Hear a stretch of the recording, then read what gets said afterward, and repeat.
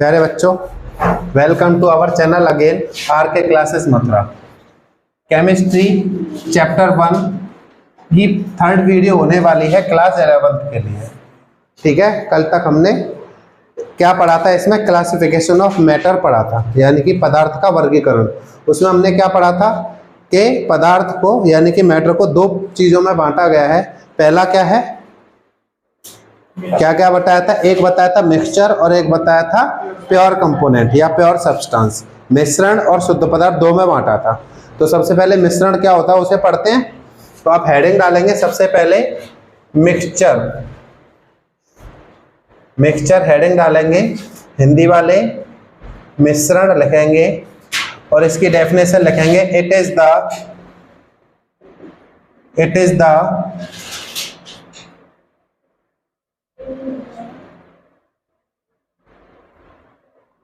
substance made by two or more pure substances, two or more pure substances in any ratio, यानी कि किसी भी अनुपात में दो या दो से अधिक शुद्ध पदार्थों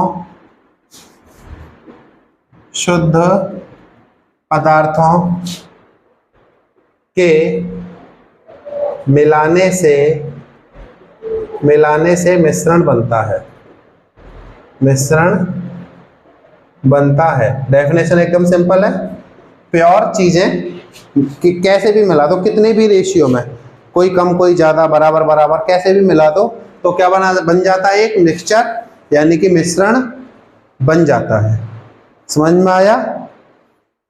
ठीक है। मिक्सचर जो है वो दो टाइप का होता है, कल बताया था। कौन कौन सा?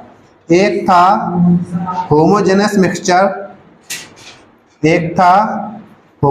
मिक्सचर, जिसको कहते हैं समांगी मिश्रण, और एक है heterogeneous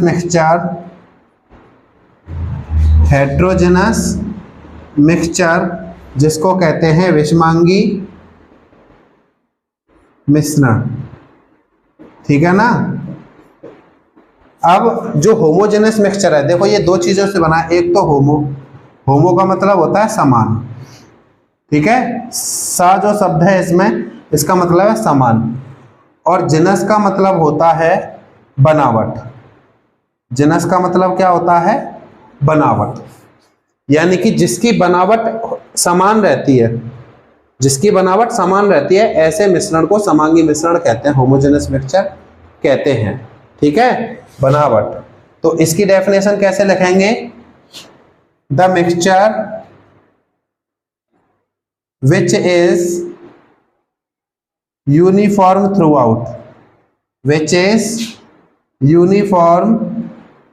throughout is called homogeneous mixture। ठीक है, is called homogeneous mixture। इस मिश्रण की बनावट समान रहती है।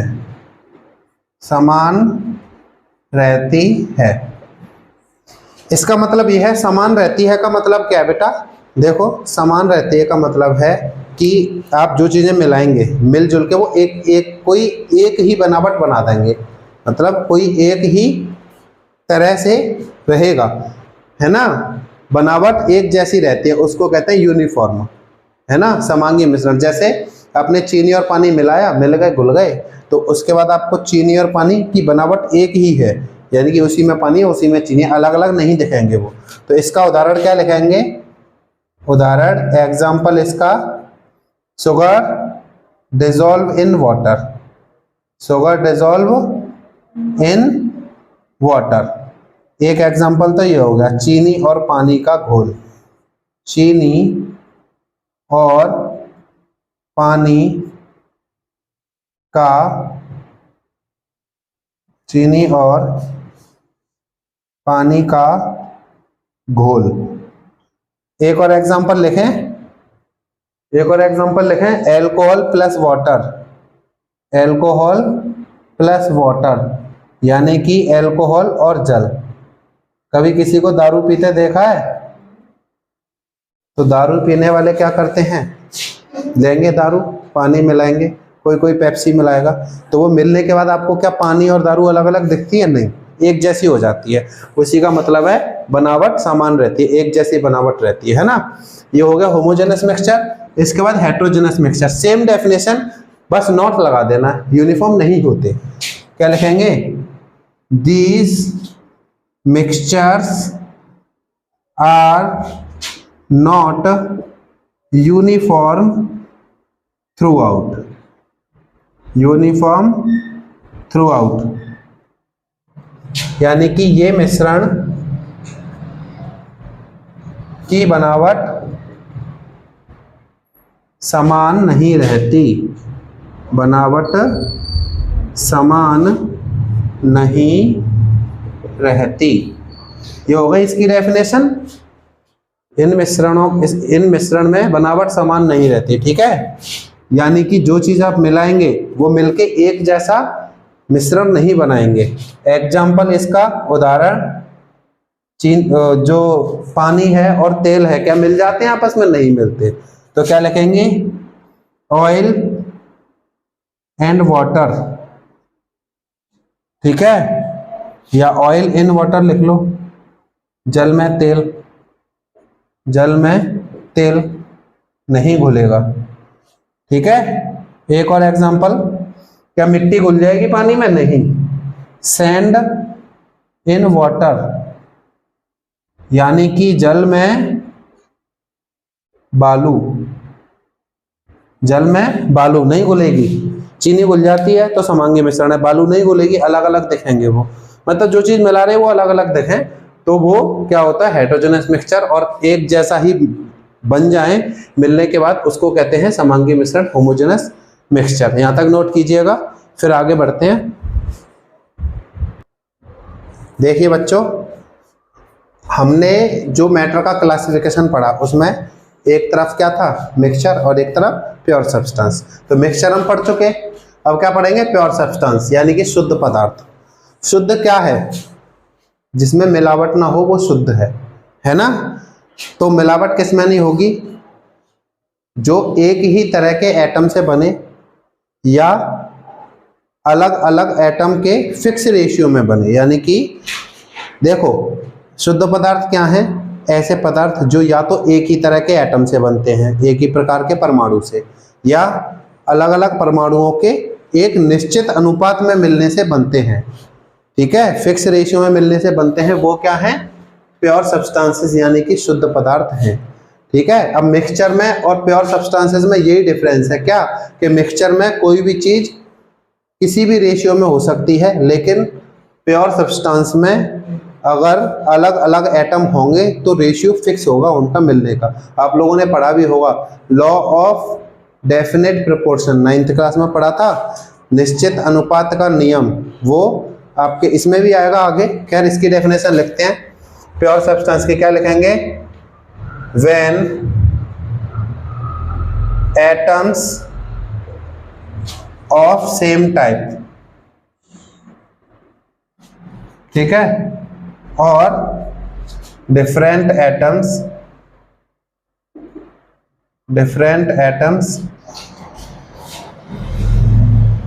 इन फिक्स रेशियो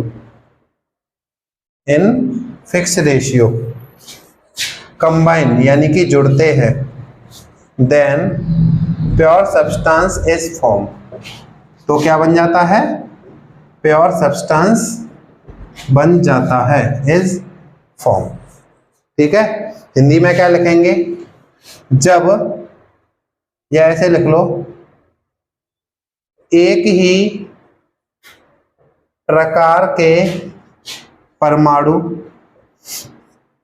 या अलग अलग परमाणु या अलग अलग परमाणुओं के निश्चित अनुपात में मिलने से निश्चित अनुपात में मिलने से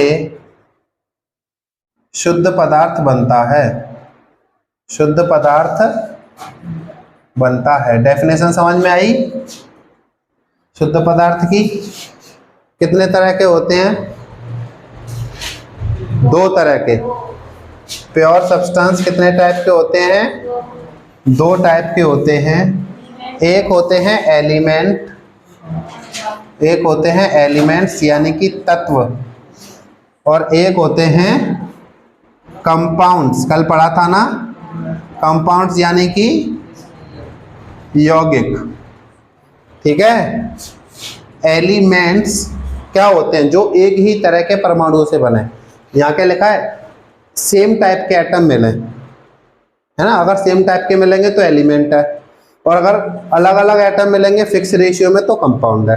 और ये दोनों ही क्या है? प्योर सब्सटेंस है। क्या लिखेंगे? The pure substance which form by same kind of atoms is called element। ठीक है। जो शुद्ध पदार्थ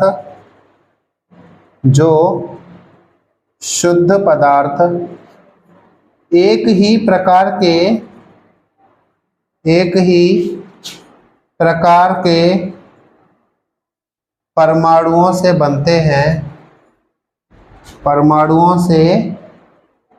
बनते हैं, क्या कहलाते हैं? तत्व कहलाते हैं। ठीक है ना। अब इसकी भी लिख लेते हैं। इसकी डेफिनेशन क्या लिखेंगे? अलग अलग एटम्स या डिफरेंट काइंड ऑफ एटम्स। अलग अलग एटम परमाणु जब फिक्स रेशियो में मिलेंगे तो कंपाउंड बनाएंगे। क्या लिखेंगे? Different atoms combine in a fix ratio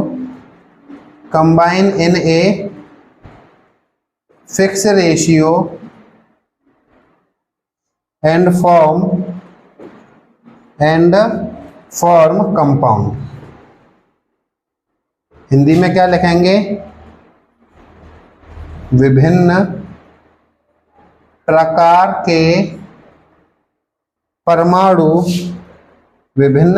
के परमाणु निश्चित अनुपात में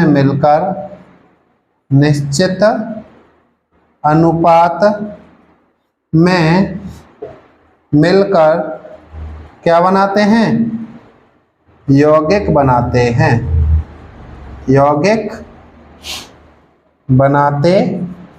हैं। अब इनके एग्जाम्पल भी पढ़ेंगे ना हम, इनके एग्जाम्पल। तो देखो इसके एग्जाम्पल, उदाहरण क्या है? तत्व एक ही तरह के एटम से क्या बना है? जैसे ये लोहे की चाबी है, इसमें लोहा ही लोहा है ना। जो लोहा है उसमें जितने भी एटम होंगे वो सब लोहे के ही तो होंगे, तभी तो वो प्योर है ना। एग्जाम्पल क्या लिखेंगे? लोहा मतलब आयरन। जो सोना है, सोना यानी कि गोल्ड, उसमें सारे तत्व सभी के सभी जो मॉलिक्यूल, जो एटम होंगे, परमाणु होंगे, वो किसके होंगे? सोने के होंगे। ऐसे ही चांदी है ना। ऐसे ही कार्बन यानी कि कोयला लिखेंगे इसके एग्जाम्पल में। कोयले में क्या होता है? COAL, कोल। कोयले में क्या होता है? कार्बन। ग्रेफाइट हुआ, उसमें केवल कार्बन होता है। तो एक ही तरह के तो इस परमाणुओं से मिलकर के ये बने होते हैं, तो ये क्या होगा? तत्व। और जो अलग अलग तरह से बनेंगे वो क्या है? यौगिक। फिक्स रेशियो में जुड़ने से, जैसे जल मतलब पानी, वाटर। अब बताओ पानी में क्या होता है? पानी में क्या होता है? पानी होता है H2O। इसमें 2 हाइड्रोजन और 1 ऑक्सीजन होंगे। हाइड्रोजन और ऑक्सीजन फिक्स रेशियो में मिले हैं, 2 और 1, है ना। क्या कभी ऐसा हो सकता है कि मैं जो पानी पी रहा हूँ मेरे घर में जो आ रहा है उसमें 3 हाइड्रोजन होते हैं? और नहीं, फिक्स रेशियो में मिलेंगे और यौगिक बना देंगे। और कोई एसिड ले लो, सिरका ले लें, विनेगर। विनेगर, विनेगर मतलब सिरका। आप लोगों ने पढ़ा है ना, एसिटिक एसिड को कहते हैं विनेगर। तो उसमें क्या है, इसका फॉर्मूला क्या है? CH3, आगे लिख देता हूँ, इसका फॉर्मूला क्या है? CH3COOH। तो जो मैं सिरका अपने अचार में डालूंगा उसका सूत्र अलग थोड़ी हो जाएगा। इसमें क्या, 2 कार्बन 4 हाइड्रोजन 2 ऑक्सीजन इतने चाहिए, फिक्स है। तो फिक्स रेशियो में मिलके कंपाउंड यानी कि यौगिक बनता है। ये बात समझ में आ गई? यहाँ तक नोट करिए, फिर आगे बढ़ते हैं। देखिए बच्चे लोग, एलिमेंट्स यानी कि तत्व अभी हमने पढ़े थे ना, जो एक ही प्रकार के परमाणुओं से मिलकर बनते हैं, एक ही तरह के एटम से मिलकर बनते हैं, वो एलिमेंट्स होते हैं। एलिमेंट के क्लासिफिकेशन में क्या पढ़ा था कल? 3 तरह के होते हैं, मेटल्स, नॉन मेटल्स और मेटॉलॉइड्स, है ना। धातु, अधातु या अर्ध धातु या उपधातु भी कहते हैं उसे ही, है ना। कहीं आप अर्ध धातु याद करो और उपधातु आ जाए, कहो कि सर आपने बताया नहीं, तो यहाँ लिख लेना उपधातु कहते हैं, ठीक है। अब इन तीनों के बारे में और पढ़ते हैं, फिर क्लासिफिकेशन खत्म हो जाएगा, है ना। देखिए धातु क्या होती हैं, आप लोगों ने वैसे तो 10th में पढ़ रखी है ये सारी चीजें, लेकिन है सिलेबस में तो दोबारा पढ़ना आपका फर्ज बनता है और मेरा पढ़ाना फर्ज बनता है। तो देखो मेटल्स क्या हैं, हमने पढ़े थे मेटल जो इलेक्ट्रॉन लूज करते हैं, कैटायन बनाते हैं, यानी कि धनायन बनाते हैं, इलेक्ट्रॉन त्याग करके, वो धातुआं होती हैं। तो क्या लिखेंगे? द एलिमेंट्स which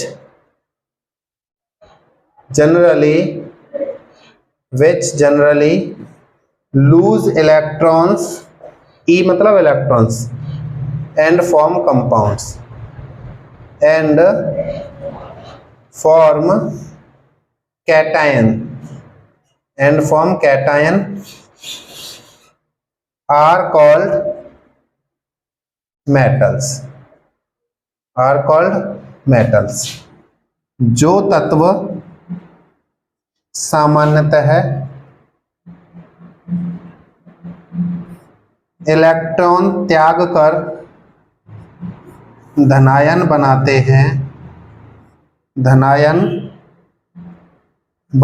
हैं धातु कहलाते हैं। मेटल समझ में आया? मेटल का एग्जाम्पल, मेटल के उदाहरण अभी पढ़ा था, लोहा है Fe, या लैंग्वेज में लिखूं, चलो आयरन, यानी कि लोहा मेटल है, ठीक है। कैल्शियम यानी कि कैल्शियम मेटल है। सोडियम यानी कि सोडियम मेटल है। तो ये इसके एग्जाम्पल हो गए, ठीक है, सिंपल है। इनकी प्रॉपर्टीज के नाम लिखेंगे बस, क्योंकि उसमें डिटेल नहीं है, नाम ही मैं लिखा रहा हूँ, वैसे ये पूछा नहीं है बुक में, बस इनके बारे में थोड़ा थोड़ा है। तो बस प्रॉपर्टीज के नाम याद रखना, वो हैं क्या आप जानते हैं। मेटल्स की क्या क्या प्रॉपर्टी थी? मैलिएबल होते हैं ना, मैलिएबल या मैलिएबिलिटी,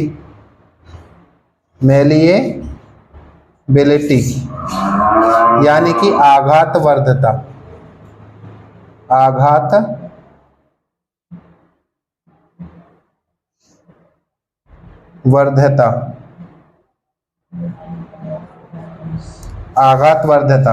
ये पढ़ी थी ना। मेटल को, धातुओं को पीट पीट करके चादर बना सकते हैं। डक्टिलिटी यानी कि तन्यता, खींच करके तार बना सकते हैं, है ना। और ये अच्छे कंडक्टर होते हैं, है ना, good conductor of electricity and heat, electricity and heat, यानी कि विद्युत व ऊष्मा के सुचालक। विद्युत और ऊष्मा के क्या होते हैं? सुचालक होते हैं। ये कुछ इनकी प्रॉपर्टीज हैं, चमकीली होती हैं वगैरह वगैरह हैं। इसके बाद नॉन मेटल्स क्या करते हैं? ये तो इलेक्ट्रॉन लूज करते थे, ये इलेक्ट्रॉन गेन करते हैं। तो क्या लिखेंगे? The elements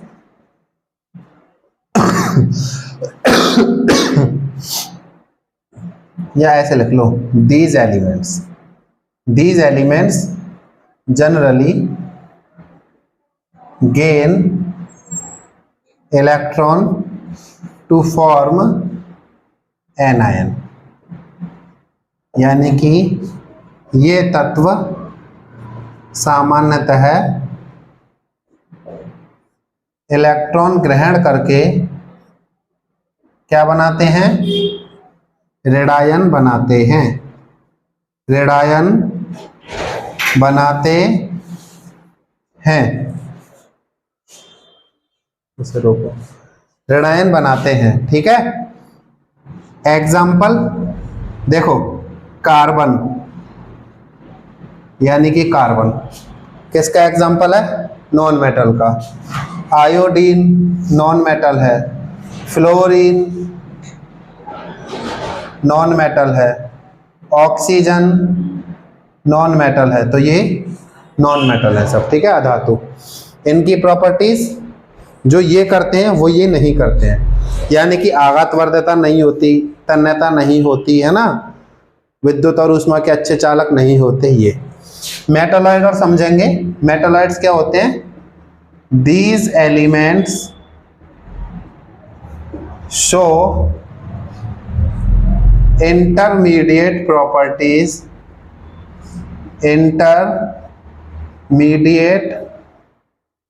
properties between metal and non-metal। ठीक है, ये तत्व धातु व अधातु के मध्यवर्ती गुण दर्शाते हैं, यानी कि ना तो मेटल की तरह होते ना नॉन मेटल की तरह होते हैं, उनके बीच में होती हैं प्रॉपर्टी। जैसे ये आघातवर्ध होते हैं, ये नहीं होते, ये थोड़े बहुत होते हैं। ऐसे ये इलेक्ट्रिसिटी कंडक्ट करते हैं, यानी कि विद्युत चालन करते हैं, ये नहीं करते, ये कभी कभी स्पेशल कंडीशन में करते हैं, ऐसे, है ना, थोड़ा थोड़ा करते हैं, या ऐसा कह सकते हैं। तो इनके एग्जाम्पल देखो, आप लोगों ने सिलिकॉन पढ़ा है कभी? सिलिकॉन, वो इसी का एग्जाम्पल है, सिलिकॉन। ठीक है, आप लोगों ने बोरॉन पढ़ा है? बोरॉन भी इसी का एग्जाम्पल है। जर्मेनियम भी इसी का एग्जाम्पल है, जर्मेनियम। ठीक है, ओके, डन। तो ये हो गए मैटर, यानी कि पदार्थ का वर्गीकरण, और जिन जिन में वर्गीकृत किया गया है उनकी डेफिनेशन और उनके उदाहरण। यहाँ तक आप नोट कर लीजिए, फिर आगे नेक्स्ट वीडियो में इसके बाद आप पढ़ेंगे। और जिन बच्चों ने अभी तक चैनल को ना सब्सक्राइब किया हो, कृपया करके हमारे चैनल को सब्सक्राइब करें, अपने दोस्तों के पास वीडियो शेयर करें, उनको हिंदी और इंग्लिश दोनों को ही लाभ मिलने वाला है। केमिस्ट्री के सारे नोट्स ऐसे ही मिलते रहेंगे। बहुत बहुत धन्यवाद। जय हिंद, जय भारत।